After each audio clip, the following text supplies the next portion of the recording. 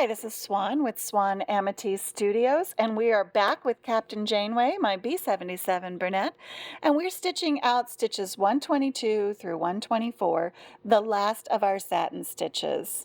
So here we go. We're going to needle down. We're starting on the left-hand side, and these are kind of making like the front part of an arrow, I feel like. Last time we talked about having you tell me what you name your machines. Have you named your machine yet? If you have, put that in the comments. Tell everybody what you're calling your machine.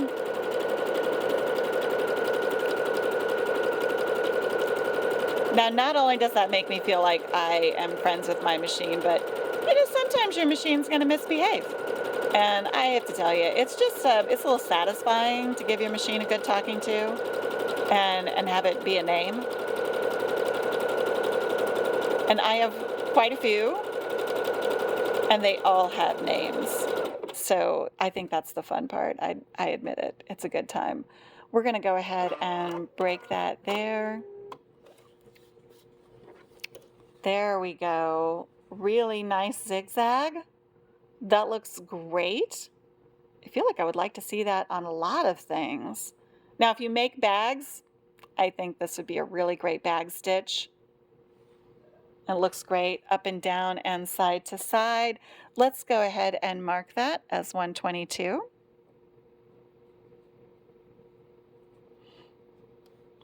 And we start this stitch from the left-hand side, and this is the default of our stitch.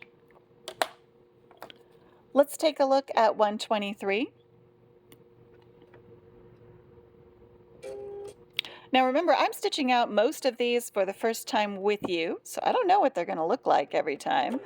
And part of why we stitch out a stitch library is so we really know what the stitch is going to do. So someone asked me recently, why do I stitch out this much of it? If we were in a class, I would encourage you to stitch out 1 to 2 inches of anything that you were trying out and make your determination from that. So why am I stitching out about 6 inches of the stitch each time? Because I'm looking to see how the stitch behaves through a significant amount of space. Is it hard to guide?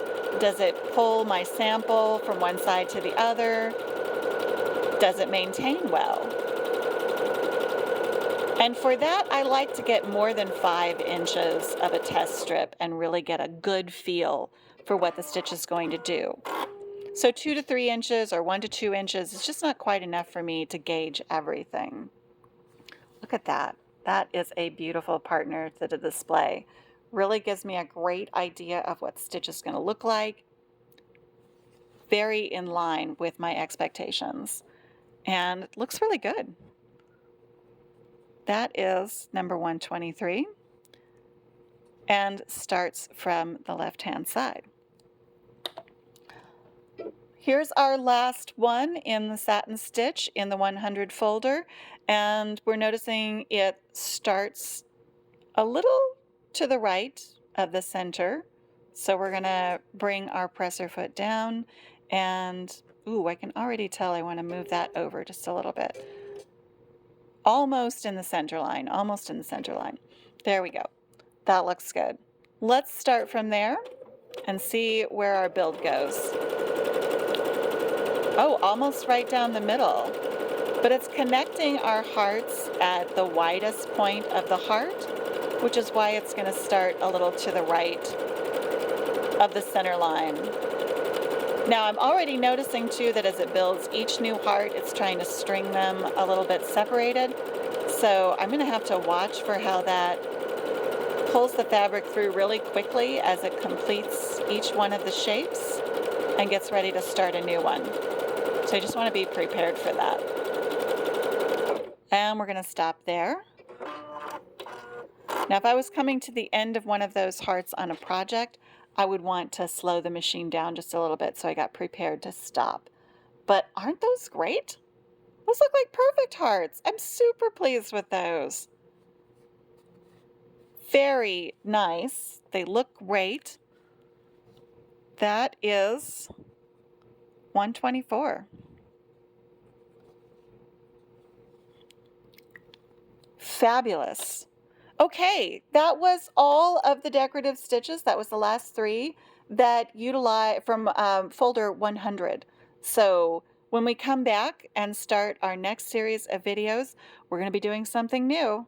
Stay tuned and see what Captain Janeway and I are up to next. Keep those smiles on and stitch happy, friends.